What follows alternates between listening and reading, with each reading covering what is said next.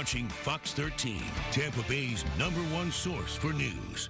Well, the stories of the Titanic still captivate people more than a century after the sinking of the famous ship. A traveling exhibition combines artifacts and technology to share stories of the passengers and the crew. And Fox 13 photojournalist Barry Wong takes us inside Titanic, an immersive voyage.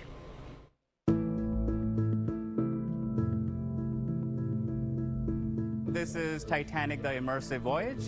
What you're going to experience here is over 300 artifacts, an immersive, and a walking VR. We have artifacts from the ship itself. The artifacts are mostly about passenger stories. We are focusing on passenger stories here. Yes, you will see objects from the ship, but what made the ship is the passengers, the crew, the shipbuilders. So we're talking about people here. So you will see a lot of letters, you will see a lot of personal belongings and artifacts like that as you go through it.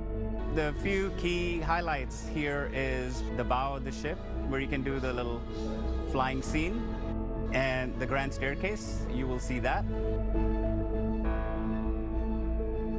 You will see the immersive, which is an expansive two-story projection mapping, and you're sitting in the lifeboat, the actual size lifeboats that were on Titanic. The VR experience, you are a passenger on Titanic, walking the deck, going through the rooms, and actually it even takes you down to the bottom of the ocean. The iceberg was massive, over 2 miles wide and weighing billions of pounds. I think the #1 lesson we can take from Titanic is we are still under control of nature. The story, yes, it's about tragedy and loss, but also it's about the mistakes us as humans as we make. The mentality of a human is this is an unsinkable ship, the engineering marvel, all of that marketing that went behind selling the tickets. But, when nature strikes, we're all on the same level.